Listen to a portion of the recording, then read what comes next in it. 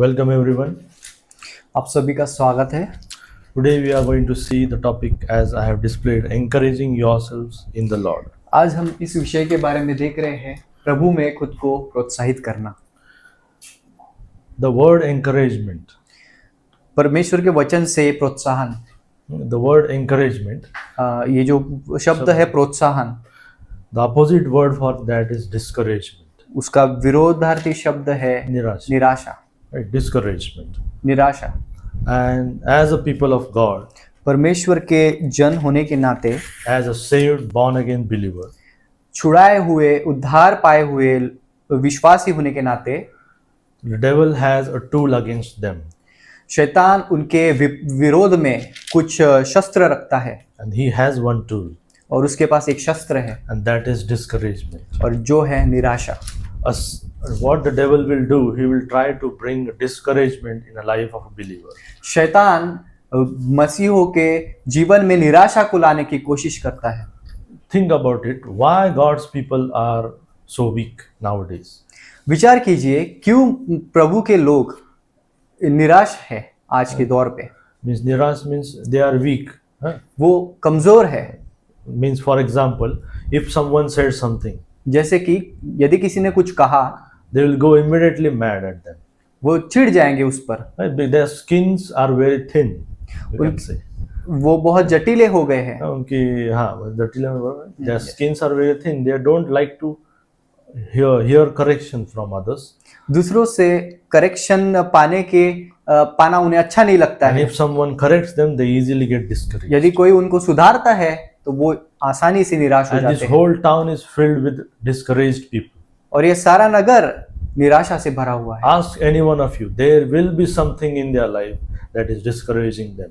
किसी को भी आप पूछ लीजिए, उनके जीवन में कुछ ना कुछ ऐसा होगा जो उन्हें निराश करता है। And there's one thing also that nobody will encourage you. और एक चीज और है जो कि आपको प्रोत्साहित नहीं करती। That nobody will encourage you. कोई भी आपको प्रोत्साहित नहीं करेगा। See, for example, you can say the mobile we use.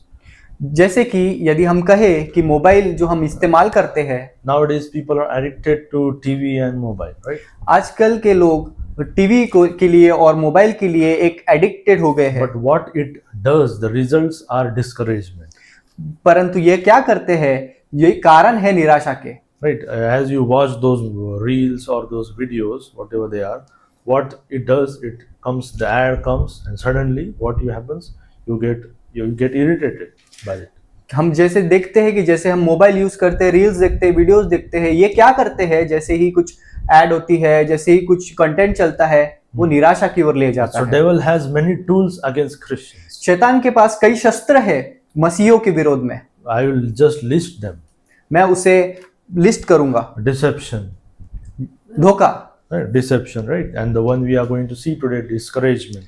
आज जो हम देखने वाले हैं वो है निराशा। And then there is distraction. और विचलित होना। Yes, distraction. Then there is temptation through flesh. और परीक्षाएं, आकर्षण, शरीर का आकर्षण, Worldliness. संसारिकता, Pride. गर्व, Isolation from church. अकेलापन, चर्च से अलग होना, Isolation from godly fellowship. परमेश्वर के जनों की सहभागिता में से अकेला हो जाना, Unconfessed sins. न अंगीकार किए हुए पाप, Bitterness, unforgiveness. कड़वाहट और क्षमा न करने का गुण, And neglect of the word of God. और परमेश्वर के वचन का छोड़ देना मतलब परमेश्वर के वचन को भूल जाना और इग्नोर करना, you can say. इग्नोर करना। So these are the things which devil try to put in a life of a believer so that he get discouraged. ये सारी चीजें हैं जो कि शैतान कोशिश करता है कि मसीहों के जीवन में डाले कि वो निराश हो जाए। It is easy to get discouraged. ये आसान है निराश हो जाना। Okay? To get discouraged is very easy. निराश हो जाना बहुत ही सरल है, But it is hard to stay encouraged. परंतु प्रोत्साहित रहना ये मुश्किल है। How many times you have come to church with a discouraged heart? आप कितने बार चर्च में आए हैं एक निराश मन के साथ, But God has left you with an encouraged heart. परंतु परमेश्वर ने आपको प्रोत्साहित किया है। People say, I don't feel today to See, they say, I feel discouraged, so I will not come to church. लोग कहते हैं कि मैं आज निराश हूं इसलिए मैं आज चर्च नहीं जाऊंगा। It's like keeping your body dehydrated. ये वैसा है जैसा कि अपने शरीर को प्यासा रखना, Dehydrated, you can say, बिना पानी के. बिना पानी के रखना, And you want to drink water, right? और आपको पानी पीना चाहिए To stay hydrated, हाइड्रेट रहने के लिए। right? But how you will stay hydrated? By the word of God. आप हाइड्रेट कैसे रहोगे? परमेश्वर के वचन के द्वारा। So we will today see a life in the life of David. आज हम देखेंगे दाऊद के जीवन में। If you turn with me to 1 Samuel chapter 30 and verse 6. यदि हम निकालेंगे पहला शमूएल 30वां अध्याय और उसका 6वां वचन, And we will look at verse 6. 1 Samuel chapter 30 verse 6. I will read in English.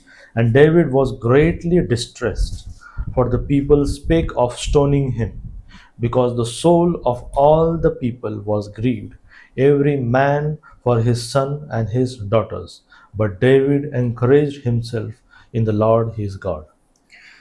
और दाऊद बड़े संकट में पड़ा क्योंकि लोग अपने बेटे बेटियों के कारण बहुत शोकित होकर उस पर पथराव करने की चर्चा कर रहे थे, परंतु दाऊद ने अपने परमेश्वर यहोवा को स्मरण करके खुद को प्रोत्साहित किया। Right? So David encouraged himself in the Lord his God. तो दाऊद ने अपने परमेश्वर यहोवा को स्मरण करके खुद को प्रोत्साहित किया। And that is what we are going to see today, that David encouraged himself in the Lord. आज हम यही देखने जा रहे हैं कि दाऊद ने परमेश्वर में खुद को प्रोत्साहित We किया। will learn from it that how you as a born again believer can encourage yourselves in the Lord. आज हम ये सीखने जा रहे हैं कि कैसे आप एक मसीह होने के नाते खुद को परमेश्वर में प्रोत्साहित कर सकते हैं। We'll pray. Thank you, Heavenly Father, for once again, the Lord, to open your word. I pray that as we gather here, Lord, to study from your word, to hear from your Lord, that you lead us and you guide us, Lord. Guide us with your Holy Spirit. Make things easy and clear to understand. Preach to our hearts, Lord. In Jesus' name I pray. Amen. Amen. Okay. So David reached one of the lowest point in his life. Dawood अपने जीवन के सबसे निचले स्थान में, निराशा के स्थान में आ पहुंचा था, At the place called Ziklag. और उस जगह का नाम है जिकलग। I'll read verse chapter 31 and 2. And it came to pass when David and his men were come to Ziklag on the third day, that the Amalekites had invaded the south, and Ziklag, and smitten Ziklag, and burned it with fire, and had taken the woman captive, and that were therein. They slew not any, neither great nor small, but carried them away and went on their way.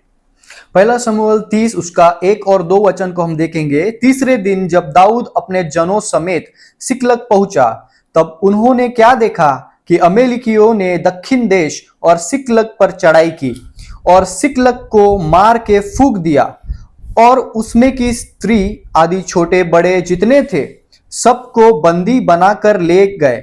उन्होंने किसी को मार तो नहीं डाला, परंतु सबों को लेकर अपना मार्ग लिया। Verse 3. So David and his men came to the city, and behold, it was burned with fire, and their wives and their sons and daughters were taken captive. वचन तीसरा, इसलिए जब दाऊद अपने जनों समेत उस नगर में पहुंचा, तब नगर तो जला पड़ा था और स्त्रियां और बेटे बेटियां बंदी बनाकर ले गए थे। Then David and verse 4, David and the people that were with him lifted up their voice and wept until they had no more power to weep. वचन चौथा, तब दाऊद और वे लोग जो उसके साथ थे चिल्लाकर इतना रोए कि फिर उनमें रोने की शक्ति न रही। See, the David was also crying with the people. देखिए, दाऊद भी उन लोगों समेत रो रहा था। Verse 5, and David's 2 wives were taken captives, वचन Ahinoam 5वां, and the Jezreelites, and Abigail, the wife of Nabal the Carmelite. वचन 5, दाऊद की दोनों स्त्रियां यजरेली अहीनोम और कार्मेली नबाल की स्त्री अबीगैल बंदी बना ली गई थी। And verse 6 says, so David was greatly discouraged. और वचन 6 कहता है कि दाऊद बहुत ही बड़ी निराशा से घिरा हुआ था, And the people were saying of stoning him. और लोग कह रहे थे कि उस पर पथराव किया जाए। Right? The verse says, because the soul of all people was grieved, every man for his sons and for his daughters. वचन कहता है कि सबकी आत्मा जो है वो बहुत ही निराश हो गई थी, तो उसे मार डालने की साजिश में वो लगी थी। But what David did, David encouraged himself in the Lord. परंतु दाऊद ने क्या किया, उसने खुद को परमेश्वर में प्रोत्साहित किया। The city was burned, सारा नगर जला हुआ था, the family was taken captive, सारे परिवार को उन्होंने बंदी बना लिया था, all the possessions of David were gone. Dawood के पास जो कुछ था वो सब उन्होंने ले लिया था, His own men wanted to stone him now, और उसके लोग ही उसे पथराव करने की साजिश में लगे and he हुए was थे, far from home. और वो अपने नगर से, घर से बहुत ही दूर था। Not only the people were discouraged, grieved, but David himself was grieved, discouraged, and distressed. केवल उसके लोग ही नहीं, परंतु दाऊद भी बहुत ही निराशा से भरा हुआ था। So sometimes we go through the moments like this. कभी कभार हमारे जीवन में भी हमें निराशा से, इस मोमेंट से, इस तरह से के क्षणों से गुजरना And पड़ता there will है। be no one to encourage you. हमारे आसपास कोई नहीं होता कि हमें प्रोत्साहित करे। So that time you must learn that like how David did. David encouraged himself. उस समय हमें ये सीखना आवश्यक है कि किस प्रकार दाऊद ने अपने आप को प्रभु में प्रोत्साहित किया। Right? You are to encourage yourself in the Lord. आपको स्वयं को प्रोत्साहित करने की जरूरत है In the Lord, प्रभु में, not in the worldly things. ये संसार की बातों में नहीं। So we will go one by one. तो So हम how David might have encouraged himself. So the first point we will see, encouraged by the Lord's presence. पहला point हम देखेंगे कि प्रभु की उपस्थिति से प्रोत्साहित होना। God is with you. प्रभु आपके साथ है। Whenever you go to any situations, आप कोई भी परिस्थिति में क्यों ना हो, like example, you can say here, David's everything was destroyed. जैसे कि उदाहरण तारा हम देखते हैं कि दाऊद ने सब कुछ खो दिया था, But David, according to Psalms, and if you read everything, you will understand that David remembered that God has not left him. परंतु जैसा हम भजन संहिता पढ़ते हैं, हम देखते हैं दाऊद को कि वो स्मरण करता है कि प्रभु ने उसको नहीं छोड़ा। God has been with him in the wilderness. उसके साथ वो परमेश्वर निर्जल स्थान में भी, जंगलों में भी रहा। Right, when he was running after, Saul was running after him. जब साउल उसको मारने के लिए दौड़ रहा था, David knew that God was with him. Dawood ने स्मरण किया कि प्रभु उसके साथ है। And still in this place, David knew that God was with him. और इस जगह पे भी हम देखते हैं कि दाऊद ने स्मरण किया कि परमेश्वर उसके साथ If you है। turn with me to the book of Hebrews, chapter 13 हम निकालेंगे इब्रानियों उसका 13वां अध्याय and verse 5. वचन 5। Let your conversation be without covetousness, and be content such things as ye have. For he hath said, I will never leave thee nor forsake thee. तुम्हारा स्वभाव लोभ रहित हो, और जो तुम्हारे पास है उसी पर संतोष करो, क्योंकि उसने आप ही कहा है, मैं तुझे कभी न छोड़ूंगा और ना कभी तुझे त्यागूंगा। As you know that how devil attacks a born again believer. जैसे आप जानते हैं कि कैसे शैतान एक नए सिरे से जन्म वाले मसीहों को अटैक करता है। If you see in Hebrews chapter 13 verse 5, यदि हम इब्रानियों 13 उसका 5वां वचन देखें, what the verse says, let your conversation be without covetousness. वचन क्या कहता है? तुम्हारा स्वभाव लोभ रहित हो। Right? Covetousness. लोभ, Right? What devil does that he tries to covet you after certain things. शैतान क्या करता है कि वो आपको लोभ में, आकर्षण में फंसाने की कोशिश करता That है। is all the world now today. ये सारा संसार है जो आज करता है। And if you are not, if you not get certain things, you will easily get discouraged. यदि आपको कुछ चीजें नहीं मिलती तो आप आध्यात्मिक तौर पर निराश हो जाते हैं। And what the verse says, be content. और वचन क्या कहता है? तुम्हारा स्वभाव लोभ रहित हो, And the next, and be content with such things as ye have. और जो आपके पास है उसमें आप संतोष करो। Right, that is what God wants you to be content. और परमेश्वर ये चाहता है कि आप संतोषी हो, Knowing that His presence is there with you. ये स्मरण करते हुए कि उसकी उपस्थिति आपके साथ है। He said, I will never leave thee nor forsake thee. उसने कहा, मैं तुम्हें ना कभी छोड़ूंगा और ना कभी तुझे त्यागूंगा। So when you feel alone, तो जब आप अकेलापन महसूस करते हैं, God is still present. परमेश्वर उपस्थित है। Every believer सारे विश्वासी means need to be an encourager. ये जरूरत है कि उन्हें एक प्रोत्साहक की जरूरत है। Whenever you come in someone presence, you जब should आप- encourage them.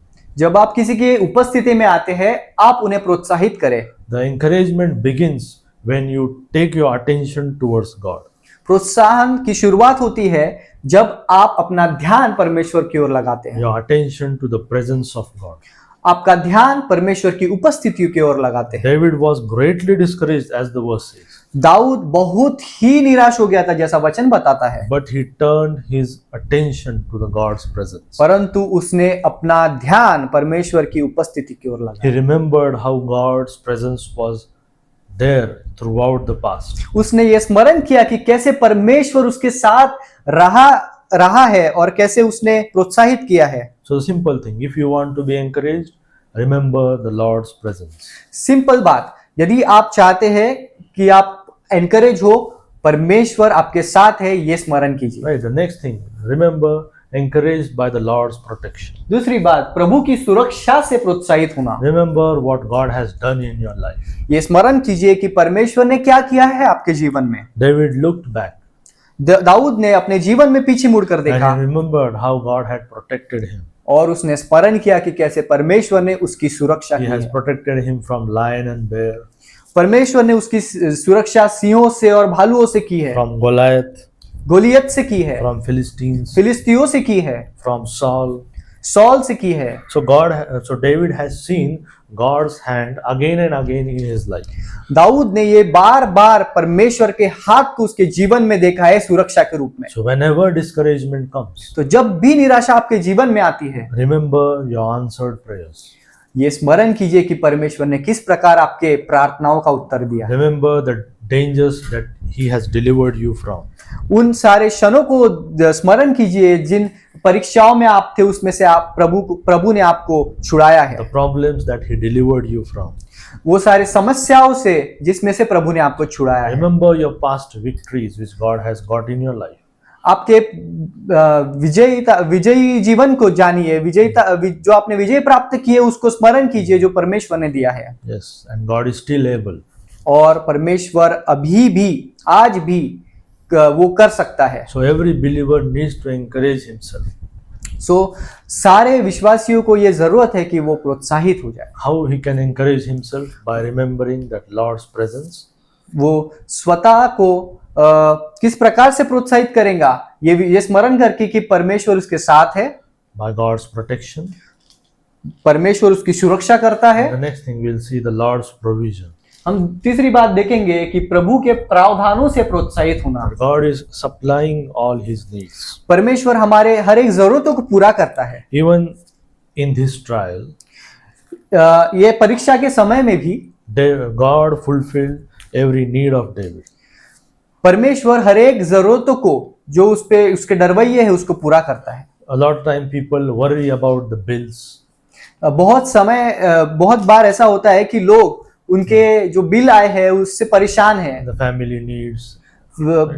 परिवार की जरूरतों के कारण And the responsibilities. और सारी जो रिस्पॉन्सिबिलिटीज उन पर But है। if you open Philippians chapter 4, हम फिलिप उसका 4वां अध्याय निकालेंगे, फिलिपियो उसका 4वां अध्याय verse 19. और 19वां वचन। But my God, the Bible says, shall supply all your needs according to his riches in glory by Christ Jesus. मेरा परमेश्वर भी अपने उस धन के अनुसार जो महिमा सहित मसीह यीशु में है तुम्हारी हर एक घटी को पूरी करेगा। All your needs. हर एक जरूरत, Remember that all your needs the God will supply. हर एक जरूरतों को वो पूरा करेगा। But who will supply? My God. परंतु कौन पूरा करेगा? मेरा परमेश्वर। Your God should be first my God. आपका परमेश्वर, मेरा परमेश्वर ये होना चाहिए। When this will happen? ये कब होगा? When you have a relationship with God. जब आपका और आपका परमेश्वर के साथ एक संबंध है। When that relationship will happen? वो संबंध कैसे स्थापित होगा? When you trust Jesus Christ as your personal Savior. जब आप मसीह यीशु पर अपना वैयक्तिक उद्धारकर्ता करके मानते हैं। He is the only way to heaven. केवल वही यीशु मसीह ही स्वर्ग के लिए इकलौता He said, रहा है। I am the way, the truth, the life. उसी ने कहा कि मैं ही जीवन, मैं ही सत्य, मैं ही मार्ग हो। No one cometh unto the Father but by me. पिता के पास कोई नहीं आ सकता है मेरे अलावा। Right? So you should trust Him and Him alone. तो उस केवल और केवल उसी पर विश्वास करने की जरूरत है। So when you trust Him, तो जब आप उस पर भरोसा करते हैं, He becomes your personal God. वो आपका वैयक्तिक उद्धारकर्ता बनता है And He will supply all your needs. और वो आपकी सारी जरूरतों को पूरा करता है। What are your needs? आपकी क्या जरूरतें हैं? You might think that food, water, and shelter, right? Those आप basic needs. ये सोचेंगे कि पानी, खाना, कपड़ा ये आपकी बेसिक नीड्स है, But that is not what the Bible talks about when it comes to needs. परंतु जब बाइबल आपके जरूरतों को पूरे करने की बात आती है तो ये इन विषयों पर नहीं बोलती है। God will supply only 4 needs. परमेश्वर आपकी केवल 4 जरूरतों को पूरा करेगा। And if you have that 4 needs, और आपके पास यदि वो 4 जरूरतें हैं, you will have everything. You will have everything. तो आपके पास सब कुछ है। The first need is your salvation. पहली जरूरत आपका उद्धार। You need to get saved. आपको ये जरूरत है कि आप बचाए जाए। The Bible says in Ephesians, for by grace are ye saved. Bible कहती है इफिसियों में कि अनुग्रह के द्वारा आप छुड़ाए गए हो। The first thing is your basic need, salvation. पहली एक बेसिक नीड जो आपकी है वो है उद्धार। Then the second basic need is assurance of salvation. दूसरी बेसिक नीड ये है कि उद्धार का आश्वासन, That you know that when you die, you will go to heaven. तो आपको ये मालूम होना चाहिए कि जब आप मरोगे तो आप स्वर्ग में जाओगे। You are not going to heaven by your own works, but by trusting Jesus Christ's works for salvation. आप आपके स्वयं के कामों के द्वारा स्वर्ग में नहीं, परंतु मसीह यीशु के अनुग्रह के द्वारा आप स्वर्ग जाओगे। Right? The finished works of Jesus Christ on the cross. जो सटीक काम है प्रभु यीशु मसीह का क्रूस पर, उसके द्वारा आप स्वर्ग जाओगे। The first need is salvation. Second need is assurance of salvation. पहली जरूरत है उद्धार, दूसरी जरूरत है उद्धार का आश्वासन, And the third need is wisdom. और तीसरी जो जरूरत है वो है बुद्धि। If you turn with me to James, James chapter 1 verse 5. यदि हम याकूब उसका पहला अध्याय और वचन 5 निकालेंगे, If any of you lack wisdom, let him ask of God, that giveth to all men liberally, and upbraideth not, and it shall be given him. पर यदि तुम में से किसी को बुद्धि की घटी हो तो परमेश्वर से मांगो, जो बिना उल्हाना दिए सबको उदारता से देता है, और उसको दी जाएंगी। So the first thing is salvation. पहली जो बात है वो है उद्धार। Next thing is your need is assurance of salvation. दूसरी जो आपकी जरूरत है वो है उद्धार का आश्वासन। Then the wisdom. और तीसरा जो है वो है बुद्धि। And then the fourth is comfort. और चौथी जो बात है वो है Comfort. If you go, विश्राम। if you open John chapter 14 and verse 6. Gospel according to John chapter 14 and verse 6. हम यूहन्ना उसका 14वां अध्याय निकालेंगे, बस This 6. And Jesus said unto him, I am the way, the truth, the life. No man cometh unto the Father but by me. वचन 6, यीशु ने उससे कहा, मार्ग और सत्य और जीवन मैं ही हूँ, बिना मेरे द्वारा कोई पिता के पास नहीं पहुंच सकता। Now if you go to Romans यदि हम रोमियो की पत्री निकाले and verse 15. और वचन और अध्याय 15 Romans chapter 15 verse 4. और उसका 4वां वचन। See all things written in the Bible, देखिए सारी बातें बाइबल में लिखित है, or which are written, जो कि लिखित है, are, if you rightly divide those, यदि आप उसका संदर्भ अच्छे से जाने, and you will understand that all things written for your comfort. आप ये समझोगे, आप ये जानोगे कि सारी बातें जो लिखी है वो आपके कंफर्ट के लिए, For your learning. आपके सीखने के लिए Romans chapter लिखी गई 15 है। and verse 4. For whatsoever things were written aforetime were written for our learning, that we through patience and comfort of scriptures might have hope. जितनी बातें पहले से लिखी गई वे हमारी ही शिक्षा के लिए लिखी गई है, कि हम धीरज और पवित्र शास्त्र के प्रोत्साहन द्वारा आशा रखें। Right? Now we don't find that word comfort. Right? So comfort of the scriptures. वचन से जो शांति मिलती है, Right? You can say what is the exact word for comfort? You can say you can okay comfort, comfortable. Hindi में you can understand, right? All of us. Comfort. The scriptures provide comfort. Comfort is mental. Okay, परमेश्वर का वचन आपको शांति, comfort देता है। Right? It will provide you comfort. The scriptures provide you comfort. वचन आपको comfort देता है। Scriptures provide you patience. धीरज. ये वचन आपको धीरज प्रदान करता है। Yes, and the scriptures means give you the learning. और ये वचन आपको शिक्षा देता है। So like I said, God provides the basic needs. तो जैसा मैंने कहा कि परमेश्वर हमारी बेसिक जरूरतों को पूरा करता है। He will give you salvation, वो आपको उद्धार देगा, assurance of salvation, उद्धार का आश्वासन देगा, wisdom, बुद्धि देगा and comfort. और कंफर्ट देगा। If you have these four things, यदि आपके पास ये चार चीजें हैं, do you know what? You will be able to live. You will be able to live. आपको ये अगर ये रहेंगे आप, पता चलेगा कि आप जी सकते हैं, you will able to earn money. आप पैसे कमा पाएंगे, You will stay in a good health, आप एक अच्छे स्वास्थ्य में रहेंगे। and when you die, you will go to heaven. जब आपकी मृत्यु होगी तो आप स्वर्ग में So जाएंगे। these four basic needs God will supply. तो ये चार बेसिक नीड्स, जरूरतें प्रभु पूरा करता है। And by these basic needs, everything God will supply. और ये जरूरतें पूरी होने से सारी जरूरतें पूरी हो जाती So है। you should encourage yourself. तो आप खुद को प्रोत्साहित कीजिए। How? By remembering the God's provision in your life. कैसे? परमेश्वर के प्रावधानों को स्मरण करके। Ask this question: Are you saved? ये पूछिए स्वयं से कि क्या आप बचाए गए हैं? Do you have the assurance of salvation? क्या आपके पास उद्धार का आश्वासन है? Do you get wisdom when you read your Bible, study your Bible? क्या आप बुद्धि पाते हैं जब आप वचन को पढ़ते हैं, जब आप वचन को सीखते हैं? And do you get comfort when you read the scriptures? और क्या आपको शांति मिलती है जब आप वचन को पढ़ते हैं? So the three things we have seen by Lord's presence, Lord's protection, and now Lord's provision. तीन चीजें हमने देखी, परमेश्वर Presence. की उपस्थिति, परमेश्वर की सुरक्षा और परमेश्वर के प्रावधान। Provision, yes. So whenever you look at your life, तो जब भी आप आपके जीवन में देखते हैं how God has blessed you, कैसे परमेश्वर ने आपको आशीषित it किया should है, encourage you. जो आपको प्रोत्साहित करेगा। So the next thing we'll see how to get encouraged.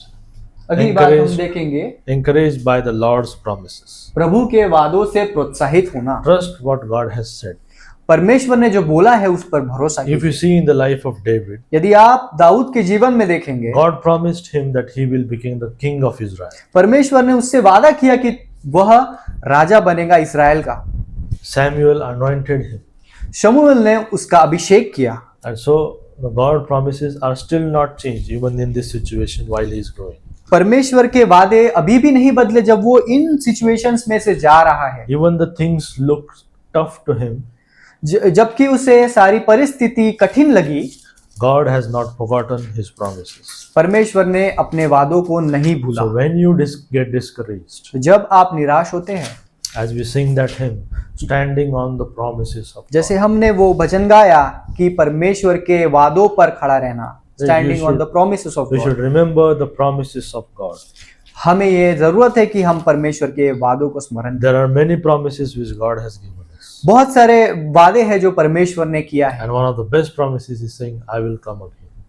और सबसे बेहतरीन वादा यह है कि I will come again. मैं फिर आऊंगा। So are you ready when Jesus is coming? तो क्या आप तैयार है जब प्रभु यीशु मसीह आएगा? So the Lord's promises will encourage you. तो परमेश्वर के वादे आपको एक प्रोत्साहन के लिए। This world is full of discouragement. ये संसार सारा निराशा से भरा हुआ है, But try that every believer should encourage himself. परंतु सारे विश्वासी स्वयं को, खुद को प्रोत्साहन करने की The जरूरत है। next thing we'll say, encouraged by Lord's perspective.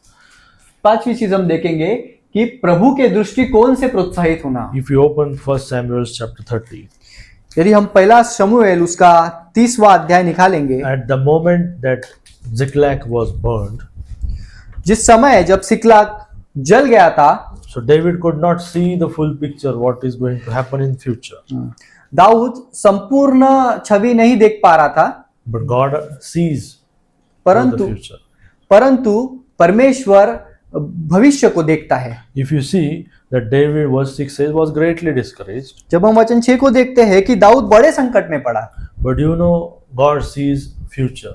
परंतु आपको पता है कि परमेश्वर भविष्य को भी देखता है। If you see verse 18, David recovered all that the Amalekite had carried away, and David rescued his 2 wives. और यदि हम वचन 18 को देखें, और जो कुछ अमेरिकी ले गए थे वह सब दाऊद ने फिर वापस लाया, Yes.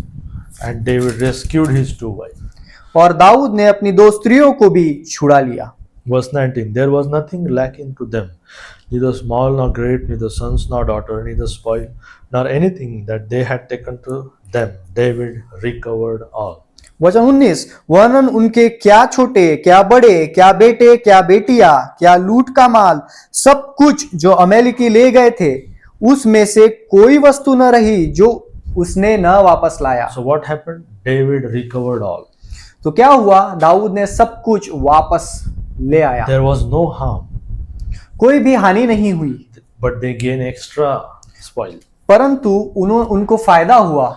And what he did, he shared those blessings to others. और उसने क्या किया? वो सारी आशीषों को उसने They बांटा। defeated the Amalekite. उन्होंने अमालिकियों को हराया। The Amalekite was Israel's long enemy. अमालिकी लोग इसराइल के बहुत पुराने दुश्मन थे। And if you study the scriptures, you'll understand that Amalekite is a type of flesh. और जब यदि आप वचनों को पढ़ते हैं, वचनों को समझते हैं, तो अमालिकी ये एक शरीर के रूप है। Right? Whenever that word Amalekite come, जब put that word flesh. भी अमालिकी ये शब्द आता है, आप शरीर के भाव से उसे देखें And apply the spiritual application as you read. और उसका आध्यात्मिक जो एप्लीकेशन है वो आप उसे वहां पे कीजिए। David looked at a disaster, Dawood ने वो सारे हानियों की ओर देखा, but God knew the divine future. परंतु जो दैवीय भविष्य है वो परमेश्वर ने देखा। So God's perspective is always better than our perspective. तो परमेश्वर का जो दृष्टिकोण है वो हमेशा बेहतर है हमारे दृष्टिकोण से। So try to align your perspective with God's perspective. तो कोशिश कीजिए कि आपका दृष्टिकोण ये परमेश्वर के दृष्टिकोण से मैच करे। How it will happen when you through the scriptures. ये कैसे होगा? वचनों के द्वारा। So what we have seen, how to get encourage yourself. तो हमने क्या देखा कि कैसे स्वयं को प्रोत्साहित करें? By remembering God's presence and protection. परमेश्वर के उपस्थिति को और सुरक्षा को स्मरण करके, By remembering God's provision and promises.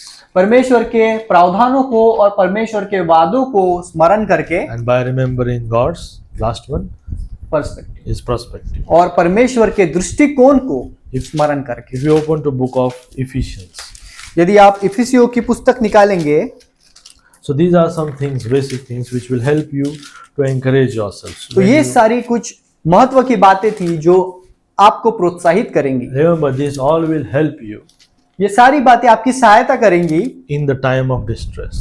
निराशा के समय में। But the key thing is you have to turn your attention to these things. परंतु महत्व की बात यह है कि आपका ध्यान इन बातों की ओर आप लगाएं। Unless you don't turn your attention to those things, यदि आप आपका ध्यान इन वचनों की ओर, इन बातों की ओर न लगाए, you will not get encouraged. आप प्रोत्साहित नहीं हो पाएंगे। Do you know what Paul said in the scriptures?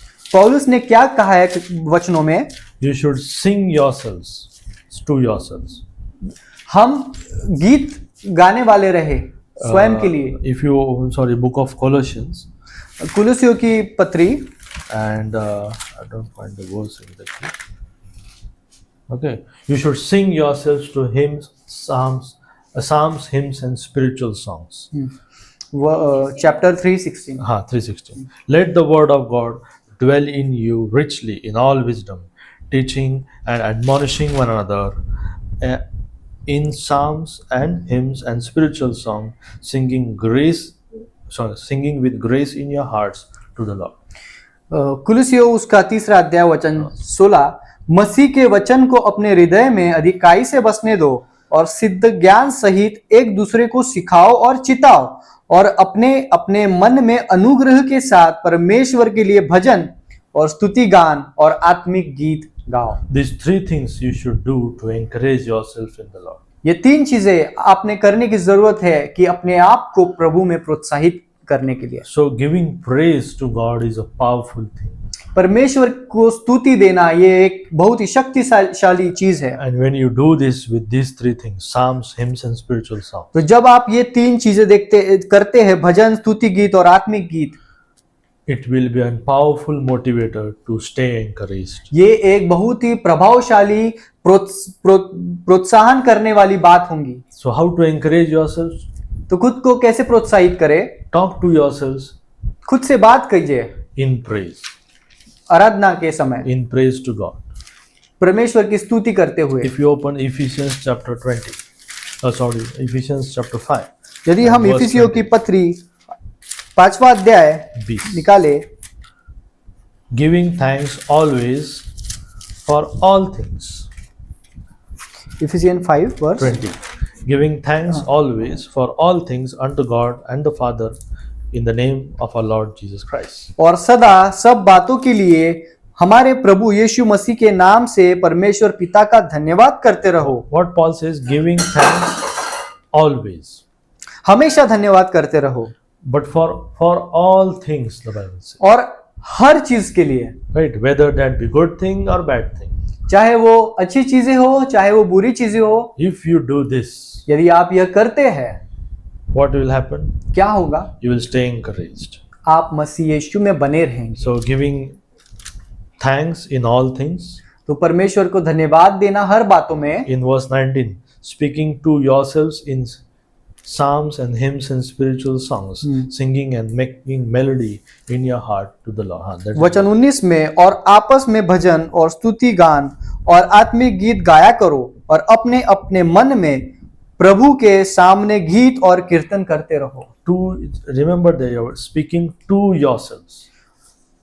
खुद को ये बताना, Unless you yourselves will encourage, not encourage yourselves, no one will encourage you. यदि आप स्वयं को प्रोत्साहित न करें तो और कोई आपको प्रोत्साहित न करने पाएगा। See, they're very much speaking to yourselves in verse 19 and in verse 21, submitting yourselves. जैसे वचन 19 में लिखा है, और आपस में भजन और स्तुति गान, और वैसे ही 21.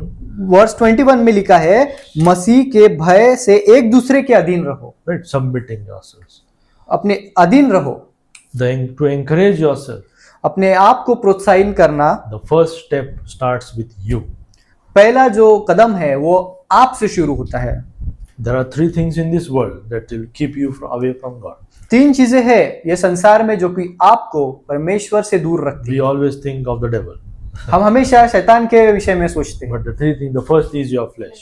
पहली जो बात है वो है आपका शरीर, Then is the world. फिर संसार, And then is the devil. फिर शैतान। These three things will keep you away from this book.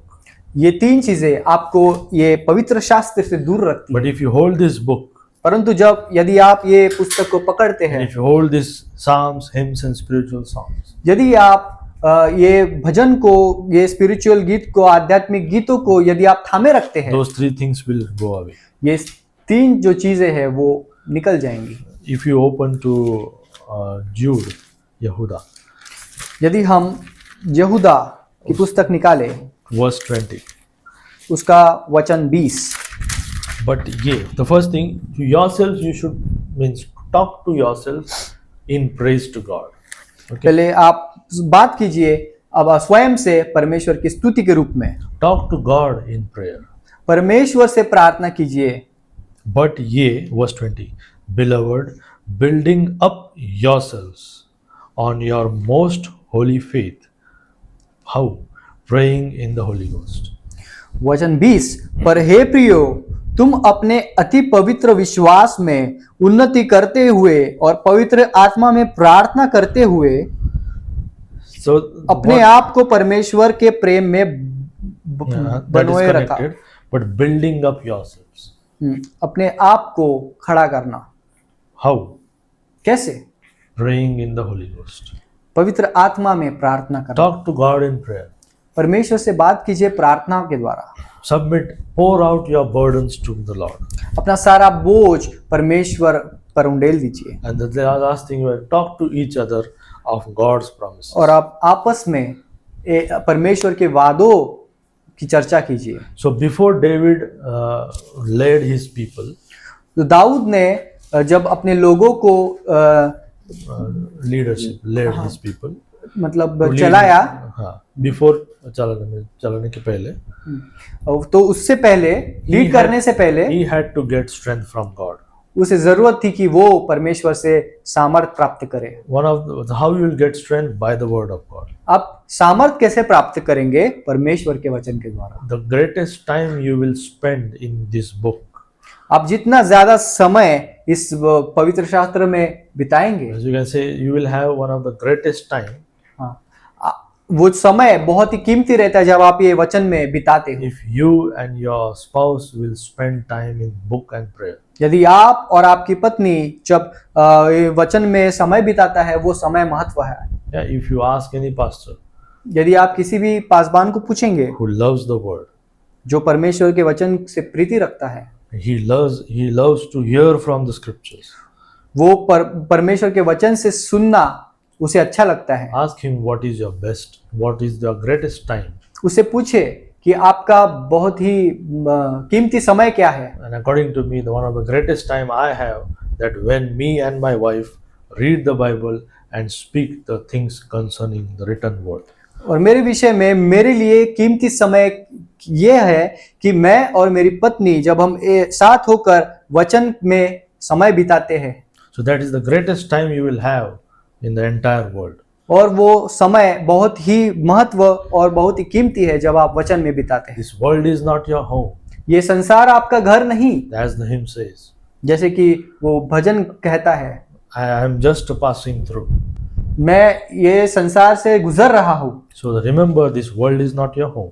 तो ये हमेशा स्मरण कीजिए कि ये संसार हमारा घर नहीं। There will be the times that you will come alone in your life. ऐसा समय आएगा कि जब आप अकेले हो जाएंगे। And like David encouraged himself in the Lord, you are to encourage yourself. जैसे दाऊद ने खुद को प्रोत्साहित किया परमेश्वर में, वैसा ही आप भी खुद को David was प्रोत्साहित कीजिए। discouraged. दाऊद निराश हो गया था, David was grieving. दाऊद रो रहा था, He's overwhelmed. The feelings were too much for him. सारी भावनाओं से वो भर चुका था। Yet in this difficult moment, he encouraged himself in the Lord. But फिर भी उन परिस्थितियों में उसने खुद को परमेश्वर में प्रोत्साहित किया। So the difficult moments are the greatest things which God used in your life. तो ये कठिन समय जो रहता है, उस समय में परमेश्वर आपको महान रूप से इस्तेमाल करता To है, strengthen you. आपको सामर्थ्य देने के लिए। Like the Bible says, that devil is roaming, right? Like a जैसे- roaring lion. जैसे वचन कहता है कि शैतान जो है वो एक फाड़ खाने वाले सिंह के समान घूमता है, He is ready with his tools. वो अपने शस्त्रों के साथ तैयार रहता है। And one of the tools that he used against Christians nowadays और- is discouragement. और ये शस्त्र जो शैतान इस्तेमाल करता है विश्वासियों के विरोध में, वो ये है निराशा। Study the life of David, study the life of Paul, how they stayed encouraged for God. Dawood के जीवन को, पौलुस के जीवन को आप पढ़िए, आप उसे समझिए कि कैसे उन्होंने इन सिचुएशन में They encouraged. Yeah. प्रोत्साहित किया खुद को। So the key thing is when you turn your attention to God. महत्व की बात, जब आप अपने ध्यान को परमेश्वर की ओर लगाते हैं, Then you will stay encouraged. तब आप प्रोत्साहित रहने पाएंगे। I hope this will help you to stay encouraged. मैं आशा करता हूं कि ये सारी बातें आपको प्रोत्साहित रहने में मदद करेंगी। Thank you. धन्यवाद।